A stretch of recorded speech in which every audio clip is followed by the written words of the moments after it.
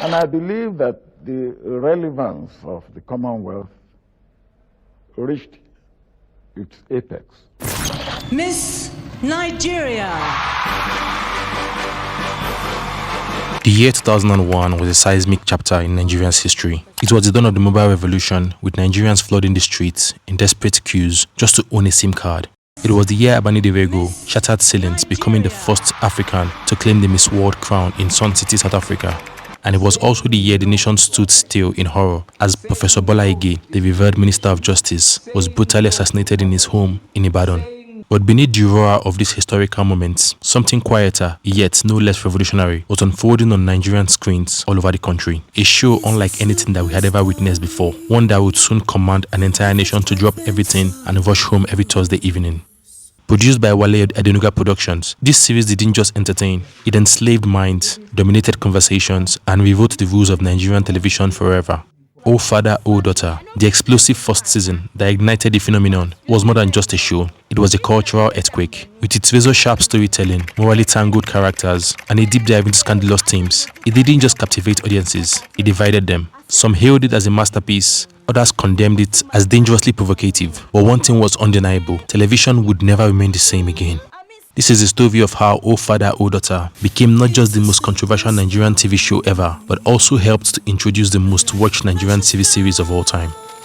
If you were around during the golden days of Super Story, then you definitely remember Oh Father, Oh Daughter. But even if you didn't grow up watching it, chances are that you have heard about the storm it caused. This wasn't just any TV drama. It was one of the boldest Nigerian shows to ever hit our screens, diving headfirst into topics most people wouldn't want to talk about. To understand the point of this controversy, let's do a deep dive into the plot and characters of Oh Father, Oh Daughter. We have Swara, a hard-working but poor man who is desperate to secure a lucrative contract that could lift his family out of poverty. However, the wealthy and influential businessman offering the contract demands a terrible price. Swara's wife, Abike, must sleep with him. Driven by desperation and the belief that the sacrifice is temporary and for the greater good of his family, Swara convinces his reluctant wife to go through with the painful ordeal. Swara gets the contract and his fortunes begin to change dramatically. He becomes very wealthy and successful, seemingly achieving the prosperity he so craved.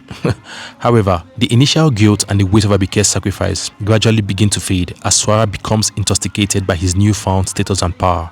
In this new world of affluence, Swara encounters somebody, Toyin Tomato, a cunning and alluring woman. He becomes infatuated with her, and despite having a devoted wife and children, he starts to have an affair.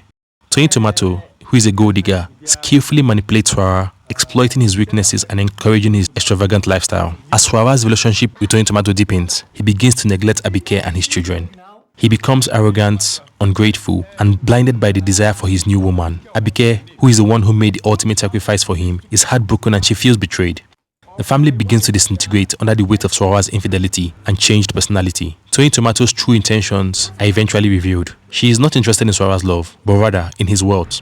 She plots and schemes to take everything from him, leading him down a path of financial ruin and social disgrace. The story culminates in Swara losing everything he gained. His wealth disappears, his relationship with Toyin Tomato ends disastrously, and he is left with the bitter consequences of his actions. He faces the pain of his betrayal to Abike and the realization of the immense damage he has caused his family. The character of Toyin Tomato, portrayed by Shola Shobowale, became iconic but also controversial due to her manipulative and morally ambiguous behavior. Her portrayal as a woman who navigates a male-dominated world using cunning and charm stirred intense conversations, with some viewers praising the strength of the character while others criticized her actions as morally reprehensible. The biggest controversy was the show's take on infidelity. Usually, cheating is a taboo subject in many cultures, and Nigerian TV had barely touched on it in such a raw way. In Oh Father, Oh Daughter, Swara essentially makes his wife to cheat just to help the family, which is already a huge moral dilemma. Abike's role as a wife, stuck in a tough situation, created conversations about loyalty, betrayal, and what happens when survival comes into play. Could you really blame Swara, considering that he was pressured into doing this? Was Abike's decision to go ahead with it a betrayal or sacrifice for the greater good? While Swara and Abike's marriage gets messier, Toyin Tomato's character represents a different kind of moral ambiguity. She doesn't make sacrifices. Instead, she is ruthless, using her charm to manipulate those around her. Some saw her as a role model because she wasn't afraid to do whatever it would take to get ahead. Others, though, thought her actions were morally wrong, and many debated whether the show was promoting this kind of behavior. Abike's role hit people hard. She was loyal, loving, and stuck in a situation that no one should ever have to face. Her quiet pain made viewers uncomfortable, and it was meant to. Suddenly, Nigerians were debating heavy questions like, are women expected to suffer in silence for the good of their families? Can love exist in a relationship built on betrayal? The show didn't have answers to these questions. It just held up a mirrored society, and not everyone liked what they saw. Now enter Toyin Tomato. She was flashy, fierce, and completely unapologetic. While some saw her as a villain, the ultimate husband snatcher, others saw her as a woman who simply refused to play by societal standards. She used charm, confidence, and sometimes manipulation to get what she wanted. But here is the twist. Toyin wasn't just evil for evil's sake. She was strategic. She knew the world she was living in, and she played the game better than most. That's why the controversy around her character was so real. She blurred the lines between bad girl and survivor. People were confused. Should we hate her, admire her, be scared of her? In a way, Toyin Tomato was doing what many people would do in silence, surviving in a world that often punishes women for not being perfect. Together, Swara, Abike, and Toyin Tomato created a storyline that was raw, messy, and deeply human. The drama exposed the crack in marriage, love, and power, especially how women often carry the consequences of decisions made by the men around them. O Father, O Daughter wasn't just another TV show. It was a cultural reset that forced Nigerian audiences to face uncomfortable truths. And in the end of it all, Toyin Tomato became a symbol of ambition, boldness, and the chaos that comes with challenging the norm. The controversy wasn't just about what had happened on screen. It was about how people reacted to it. O Father, O Daughter was relatable for many viewers, especially those who were seeing their family struggles reflected on the big screen. The moral dilemmas and the choices the characters made felt real, and it started important conversations about relationships, loyalty, and the lengths people go for financial security.